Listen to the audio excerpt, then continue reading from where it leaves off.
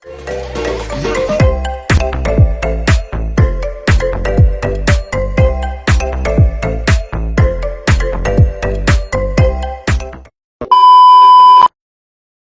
halo Ray, halo Genzi, halo Sobat Bahasa. Balik lagi bareng aku Vina Asfiana dan narasumber kita Pak Dr. Dadiwara Suharjono, Sarjana Sastra, Magister Pendidikan, seorang ahli bahasa dan dosen PBSI di Universitas Taman Jakarta. Nah, kali ini kita akan membahas tema yaitu mengenal lebih dekat bahasa Indonesia. Kenapa kita angkat tema ini? Karena banyak sekali sekarang generasi muda itu lebih cenderung mempelajari bahasa asing dibanding bahasa kita sendiri nih, bahasa Indonesia. Nah, menurut Bapak nih kiat atau motivasi untuk para generasi muda agar lebih termotivasi untuk mempelajari bahasa sendiri itu bagaimana, Pak? Ya, baik. Ya, setelah diundang ke acara siniar pada kali ini, ya, yang membawakan topik mengenal ke bahasa Indonesia.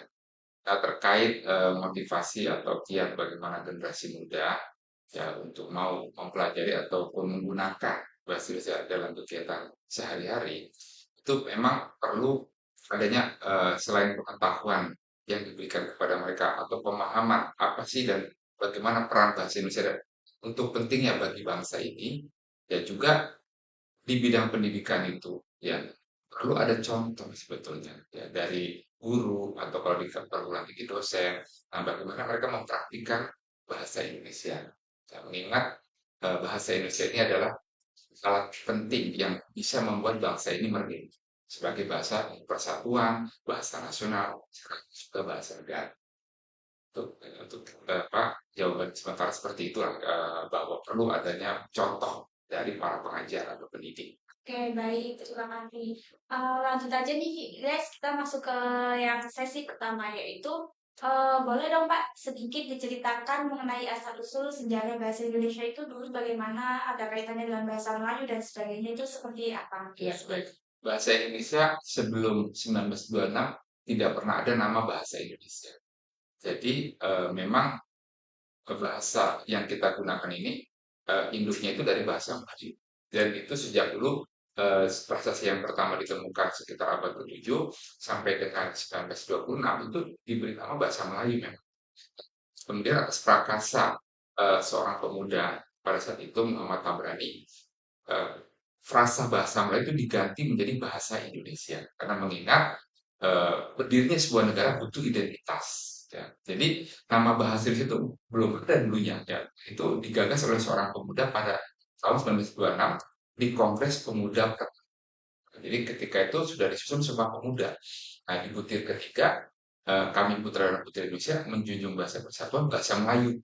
Nah, awalnya begitu. Nah, kemudian mengapa itu tertulis bahasa Melayu sementara butir 1 dan 2 sudah Indonesia? Kata susul itu ganti dengan nama bahasa Indonesia. Nah, sempat tidak diterima usulan itu ya. Tapi karena didukung juga oleh para sastrawan atau penyair pada saat itu, akhirnya usulan dari Muhammad Tabrani ini di 28 Oktober 1928 menjadi bahasa Indonesia yang sampai sekarang kita gunakan. Dan akhirnya ada perbedaan sebenarnya antara bahasa Melayu dan bahasa Indonesia. Dan perbedaannya bahasa Melayu adalah bahasa daerah yang ada di Riau dan di Kepulauan Riau sekitarnya. Nah, sementara bahasa Indonesia adalah bahasa nasional dan bahasa negara. Dan kita orang Indonesia tidak pernah mencampurkan terminologi ya atau istilah yang namanya bahasa Melayu dan bahasa Indonesia. Yang Melayu Melayu, Indonesia itu kekuatan bahasa Indonesia dibandingkan bahasa Melayu ataupun bahasa Malaysia tentunya ya, kalau saya bukan seperti itu. Jadi secara teknologi sudah jelas bahasa Indonesia adalah bahasa nasional dan bahasa negara. Tapi hebat juga ya, siapa tadi yang Mbak bilang Muhammad Tabrani. ya dia nekat banget untuk mengubah seperti itu. Ya, memunculkan nama bahasa Indonesia yang belum pernah ada. Ya, Gitu ya. kiranya benar-benar hebat ya. Ya, masa depan. Jadi dia benar-benar apa bahwa bangsa ini mereka harus punya identitas, Iya, jadi betul. diri. Nah, itulah bahasa yang pertama. Gitu ya. Oke, kemudian nih Pak, keunikan bahasa Indonesia itu apa sih dibanding dengan bahasa lain? Kan kayak sekarang ngetren-ngetren kayak bahasa Jepang, Korea. Nah, bahasa Indonesia sendiri punya keunikan apa nih? Nah, salah satu keunggulan bahasa Indonesia yang dalam tanda petik ya tidak dimiliki oleh bahasa Arab, bahasa Mandarin, Jepang dan Korea adalah Nah, bahasa Indonesia mengadopsi huruf Latin yang digunakan oleh bangsa Eropa seperti Inggris, Spanyol, Prancis itu sudah keunggulan. Jadi kalau orang-orang Eropa disuruh belajar memilih, ini ada Mandarin, ini ada Jepang, ini Arab, Korea dan Indonesia, mereka akan cenderung memilih Indonesia yang sama jenis hurufnya dulu. Karena perbedaan huruf itu merepotkan. Jadi keunggulan bahasa Indonesia itu hurufnya adalah huruf Latin yang dipakai termasuk yang paling banyak di dunia. Itu keunggulan. Ya, apalagi kelebihan atau keunggulannya. Bahasa Indonesia tidak mengenal kala atau waktu untuk pembagian kata kerja. Ya, jadi mau itu kala kini, kala akan datang, ya, ataupun kalau itu menggunakan kata kerja dengan yang sama kata itu. Ya, tidak ada perubahan layak Rusia atau Prancis ya atau Spanyol ya atau Italia.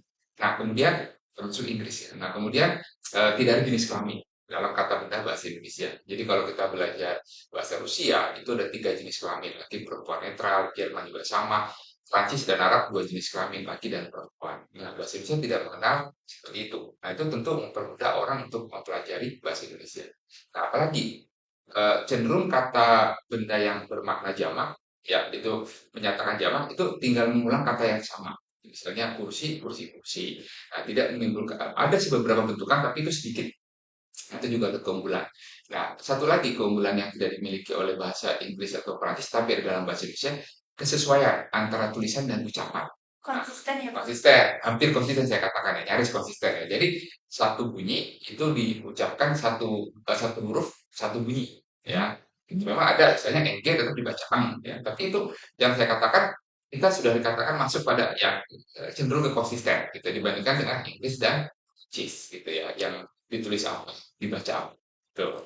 Sehingga bahasa Indonesia itu kalaupun mau dibalik seperti kata kasur ini rusak. Nah, kalau kita baca dari kiri ke kanan kiri tetap berbunyi kasur ini rusak. Keunggulan yang tidak dimiliki dalam bahasa Inggris maupun Prancis. Nah, tapi memang juga ada kekurangannya. Nah, ya, Jadi setiap bahasa juga punya ya, kekurangan dan kelebihannya masing-masing ya Pak? ya, makanya adalah himbuan yang begitu kompleks dalam bahasa Indonesia. Di kata aja itu setelah saya teliti bisa memunculkan 17 kata dengan berbagai variasi. Ada kalau tidak salah 9 kata benda, 1 kata sifat, kemudian 6 atau berapa tuh kata kerja dari kata dasar aja. Gitu ya. Nah itu seperti kata lari, pelari. Lari itu kan aktivitas, tapi ketika pelarian itu dia diam saja di tempat, oh saya jadi pelarian. Apalagi kata dasarnya lari. Nah, kompleksitas bahasa Indonesia itu ya, meskipun tadi ada keunggulannya, termasuk serapan. Nah, serapan juga satu sisi orang mengatakan kok bahasa Indonesia seperti dalam tanda petik ya gaduh-gaduh. Tidak melihat gaduh-gaduh. Memang gini, tidak ada bahasa yang tidak terkena pengaruh bahasa lain. Saya terikat bahasa Inggris sekalipun itu terkena pengaruh bahasa Perancis dan Latin. Banyak kosakata Perancis dan Latin yang masuk ke kosakata Inggris kan. Banyaknya serapan itu justru menjadikan keunggulan bahasa Indonesia. Jadi kalau ada orang asing belajar, seperti orang Belanda, oh ini bahasa Belanda. Nah begitu ya, terus belajar bahasa orang Inggris, oh ternyata bahasa kata Inggris juga bahasa Indonesia itu keunggulan kita di sana. Jadi jangan kita selalu pikir kok nih begitu banyak kosakata yang diserap ya. Itu jangan membuat kita kecil hati. Justru itulah hebatnya Indonesia fleksibel. Itu salah satu keunggulan juga di antara program seperti itu. Nah, kemudian kayak sekarang kan ada isu-isu bahasa Indonesia itu mau dijadikan sebagai bahasa internasional itu, menurut Bapak bagaimana?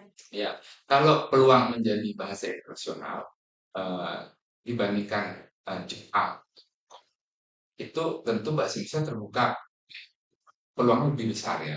Tadi sudah saya katakan huruf. Huruf itu membuat orang-orang Eropa yang mau belajar bahasa Indonesia itu sudah hurufnya sama ya, Latin. Nah, itu keunggulan. Pelajari ya. Nah, kecenderungan artinya dengan huruf yang sama. Yang kedua sekarang bahasanya sudah bahasa UNESCO, ya, bahasa resmi yang ke-10. Ya, jadi 6 ditambah dengan 3 6 bahasa PBB ditambah 3 ya 3 itu adalah Hindi, Itali, Portugis. Nah, yang ke-10 adalah bahasa Indonesia yang diterapkan November 2023. Berarti bahasa Indonesia sudah diakui oleh salah satu badan PBB yaitu UNESCO.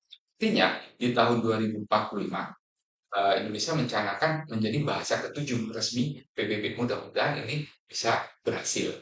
Dan jumlah kosakata bahasa Indonesia sekarang, kalau Anda cek ya, dari Badan Bahasa, 286.000 kosakata.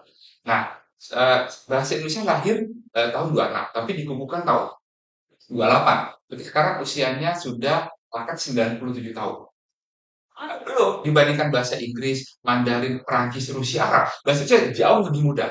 Ya, bahasa Indonesia sudah jauh lebih mudah, tapi diajarkan di lebih 50 negara, punya 286.000 kosakata, dan diakui UNESCO. Nah, prestasi ini tidak bisa dicapai oleh bahasa Inggris, bahasa Mandarin, bahasa Rusia, Spanyol, Prancis, dan Portugis. Tidak bisa, karena mereka tuh kalau kita cek, bahasa jauh lebih tua daripada bahasa Indonesia.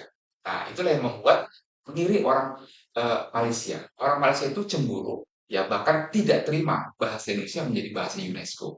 Mengapa? Alasannya bahasa Melayu ini bahasa yang tua. Bahasa ini itu baru anak kemarin. Nah, tapi kita melihat ya dibandingkan dengan bahasa Indonesia, bahasa Malaysia itu lemah.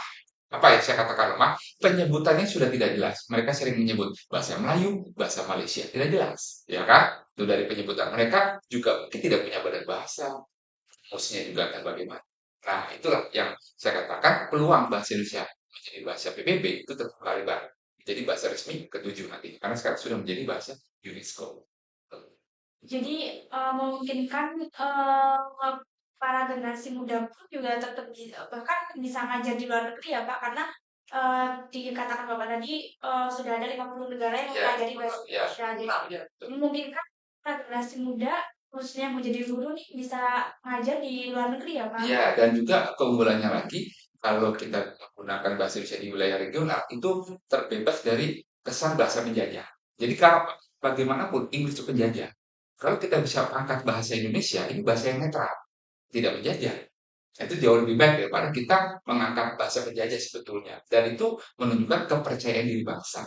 Nah, makanya satu hal yang saya lihat di sini, saya tidak pernah mengukur ukuran kepala negara itu dari bahasa Inggris. Saya tidak pernah melihat itu. Ya, karena kepala negara Amerika pun tidak pernah menggunakan bahasa asing dalam berbicara, hanya modal bahasa Inggris. Nah, tapi yang saya lihat, justru bangsa yang besar itu menggunakan bahasa sendiri. Nah, kita bisa contoh. Nah, coba Anda cek. Vladimir Putin, Presiden Rusia, itu kemana-mana bahasa Rusia terus. Mengapa? Dia ingin menunjukkan Rusia negara yang besar. Nah, sebagaimana Donald Trump, Presiden Amerika, ingin menunjukkan bahasa Inggris. Kenapa? Negara besar. Nah, begitu pula Indonesia harusnya. Seorang presiden, Presiden Prabowo itu kemana-mana harusnya bahasa Indonesia. Nah, kenapa? Bangsa yang besar adalah bangsa yang bangga dengan identitas dan jati diri bangsa. Itu yang ditujukan sebetulnya. Ya. Nah, Oke.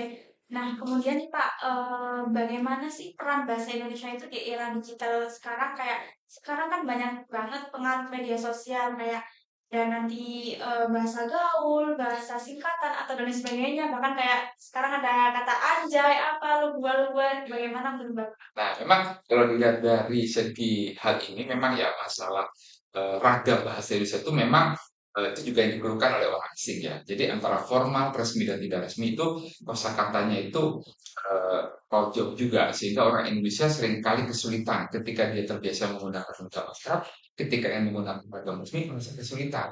Nah, orang asing yang ketika belajar bahasa Indonesia mendengar ragam tidak resmi itu juga menjadi bingung kadang mereka. Ini salah satu kendala juga ya untuk pengajaran bahasa Indonesia meskipun ragam bahasa itu tidak hanya ada di Indonesia sebetulnya ya. Kalau di Indonesia namanya ragam gaul, kalau Prancis menyebutnya argot, kalau Inggris menyebutnya slang ya.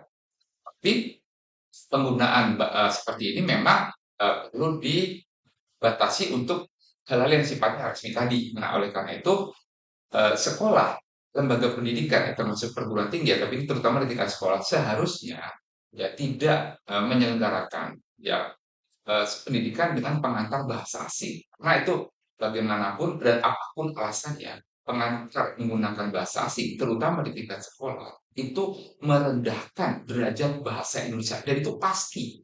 Nah, seolah-olah ada kesan bahasa Indonesia tidak bisa untuk pengantar ekonomi, sejarah, ataupun fisika. Bahasa Indonesia mampu. Bandingannya begini saja. Kalau bahasa Jepang bisa dipakai sebagai pengantar pendidikan, sama bahasa Indonesia tidak. Kalau saya membandingkan selalu begitu. Kalau bahasa Rusia bisa, harusnya bahasa Indonesia juga bisa. Ya kan? Di bahasa tidak hanya Inggris, ada Rusia, ada Prancis, ada Jepang, ada ada Spanyol dan seterusnya. Nah, kalau mereka bisa, kita pun juga bisa. Nah, berarti apa yang kita yang kurang ini? Percaya diri. Itu sangat disayangkan. Ya, jadi kalau ditanya tadi, supaya bahasa Indonesia terangkat derajat dan martabatnya, ya harusnya digunakan sebagai satu-satunya di bidang pendidikan, khususnya di sekolah, mulai tingkat kelompok bermain KB sampai dengan SMA itu minimal. Kalau di perguruan tinggi mungkin bisa lah ya menggunakan bahasa asing, tapi itu pun ada kebijakan-kebijakan yang harus diambil gitu ya, supaya martabat bahasa Indonesia terjaga gitu ya. Nah, itu kira-kira jawabannya seperti itu ya. Lalu yang bahasa tadi itu Ya, sebenarnya muncul itu dari tahun berapa sih Pak? ya. Nah, kalau bahasa gaul ini adalah fenomena yang bukan hanya ada di Indonesia ya. Kalau di Indonesia itu mulai marak sekitar 70-an. Nah, ke 70-an, nah di 80 ya itu saya juga sempat memakai itu karena pada saat itu saya masih SD ya. Itu bahasa gaul yang menggunakan okam, misalnya apa namanya, kata jalan jalan jadi jokal ya kan, malu jadi mokal gitu ya. Terus ada penyisipan G, misalnya saya akan belajar ke, misalnya ke rumahmu sagayaga agak akan begelaga jagar ya kan, ke gerubung mataku misalnya. Nah, itu teman ya, itu sebenarnya mulai marak di ke 70 dan 80 sampai sekarang. Tapi keberadaan bahasa gaul itu sebetulnya tidak akan pernah bisa menggoyahkan bahasa standar. Ya, mengapa? Karena sebenarnya itu hanya varian. Nah, yang menggoyahkan bahasa standar itu adalah bahasa asing. Kenapa? Karena orang bisa mengajar bidang studi atau pidato pakai bahasa asing, misalnya bahasa Prancis. Bahasa Prancis bisa menggantikan bahasa Indonesia.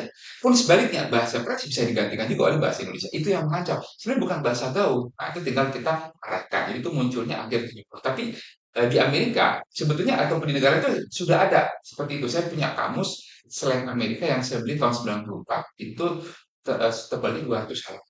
Nah, itu sudah ada sebetulnya. Dan itu oleh linguis. Harusnya dikamuskan. Bahasa gaul itu tiap tahun. Ini untuk lihat berkembang. Tuh, ya. Itulah kira-kira munculnya bahasa gaul. Memang tidak perlu dikhawatirkan sebetulnya. Ya, Jadi generasi muda khususnya tetap bisa menggunakan bahasa-bahasa gaul, tetapi itu tidak jadi ancaman ya untuk ya kita. sebetulnya karena tidak bisa menggantikan bahasa standar. Dan kalau berita pun kan dengan bahasa resmi, ya kan, kalau berita-berita yang disiarkan di semua televisi, ya kan, TV Metro, ya apalagi tuh TV Kompas. Nah, itu juga semua gunakan bahasa resmi gitu ya, bahasa standar. Ya. Nah, selain itu Pak, kan ada nih di Indonesia itu viral bahasa kayak Jaksel, terus kayak Jawa Jakarta, itu banyak banget. Menurut Bapak gimana? Nah, itu yang disebut dengan campur kode. Nah, campur kode itu bukan hanya ada di bahasa Indonesia. Ya, termasuk bahasa lain. Misalnya ada Konglish, Korean English. Nah, orang Korea juga mencampurkan dengan bahasa Inggris, ya kan? Nah, pencampuran antara Indonesia dan Inggris itu bukan fenomena baru. Karena ketika kita dijajah Belanda pun sudah terjadi pencampuran Melayu, Belanda. Nah, itu bukan barang baru sebetulnya ya. Nah, pencampuran memang di satu sisi sebetulnya merusak. Ya, dan itu mengapa saya katakan merusak? Sebetulnya gini, ketika dicampur, orang Indonesia juga tidak paham. Nah, bahasa yang dicampurkan katakan Inggris, orang itu juga bingung. Ya bingung juga Pak. Iya kan? Nah, ini orang ngomong apa? Indonesia bukan, Inggris bukan. Nah, sama dengan pencampuran misalnya India Inggris misalnya ya, atau bahasa lain dicampur dengan Inggris misalnya. Nah, itu akan membuat bingung. Nah, yang bagus itu adalah alih kode. Jadi ketika kita menggunakan satu bahasa itu secara utuh, misalnya saya kadang begini, ada presentasi mahasiswa, terus di akhir dengan ada tulisan thank you any question. Kita boleh menuliskan itu kalau ada presentasi bahasa Inggris. Gitu. Saya tidak melarang Anda nulis itu, tapi ini presentasi bahasa Indonesia. Sama saja kalau saya nulis sedang ngajar bahasa Prancis, terus Anda pakai kata-kata itu menyinggung dosen Prancis. Itu bukan bahasa Prancis kalau saya ngajar Prancis, gitu ya. Anda boleh menggunakan itu dengan catatan Anda menggunakan bahasa Inggris. Jadi gunakan secara utuh, gitu ya kan. Nah, itu tidak merusak. Nah demikian pula bahasa Indonesia. Nah, jadi terima kasih. Apakah ada pertanyaan? Nah, itu yang harus ditulis, gitu ya. Iya, dan itu betul, itu namanya alih kode, itu tidak merusak gitu ya. Jadi gunakan bahasa seutuhnya gitu ya.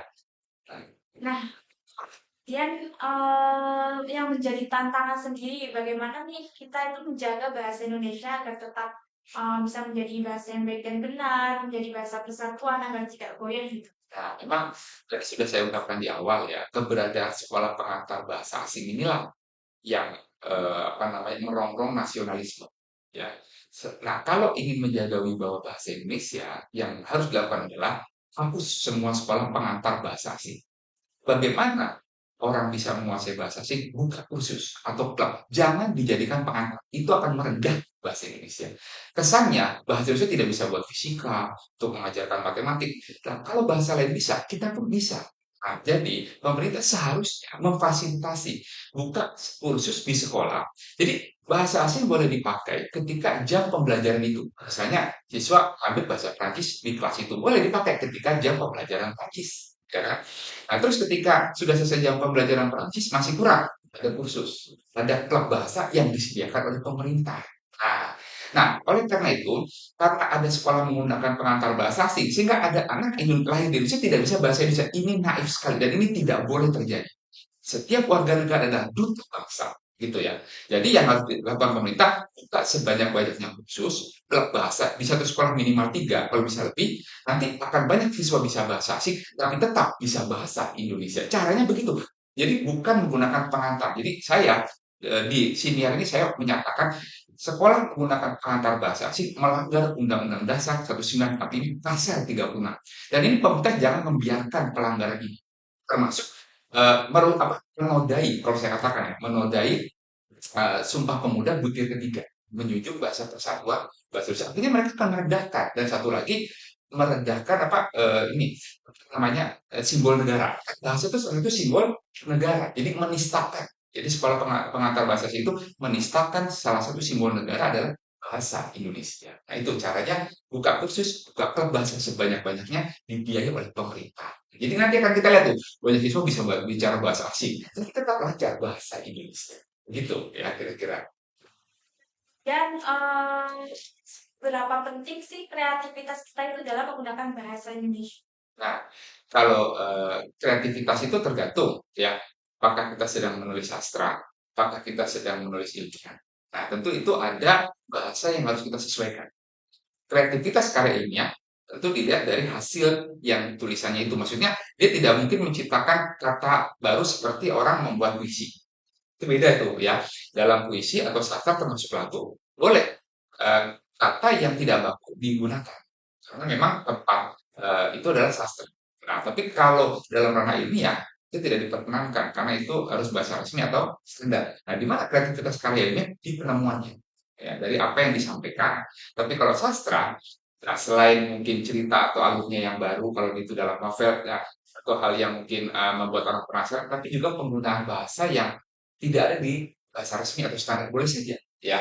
Tapi kalau diingat, kalau seni untuk masyarakat apabila terlalu banyak kosakata gaul, seninya itu tidak akan dipahami banyak orang. Nah, karena bahasa gaul itu kan ada waktunya. Jadi tetap mayoritas gunakan bahasa standar, nah boleh digunakan bahasa-bahasa yang unik, kosakata yang unik misalnya gitu ya. Nah untuk dalam ya itu kreativitasnya di sana pun dipakai bahasa gaul dalam bahasa tidak ada masalah. Kan ya, apabila ada karya sastra wajib menggunakan bahasa resmi. Nggak bisa sebenarnya, sebenarnya ya. Tapi memang ada juga kelompok literasi yang membuat antara itu ya. Kadang saya senyum-senyum juga. Sastra dipaksakan begini gitu ya. Harusnya tidak tidak bisa dipaksakan begitu, tapi dibatasi. Misalnya, tolong jangan banyak kosakata gaul supaya sastra yang kita ciptakan dipimpin orang. Iya, dan penting juga artinya gitu ya. Saya dipahami oleh banyak orang yang membaca. Dan ini ya diberi bintang artinya gitu kan. Bisa jadi 5-10 tahun lagi oh tidak itu. Jadi bahasa resmi orang sering menganggap kuno, tapi itu abadi. Ya, bahasa resmi. Contoh, kita mendengar berita tahun 50, kalau dipakai dalam bahasa Indonesia kita masih pakai sampai sekarang.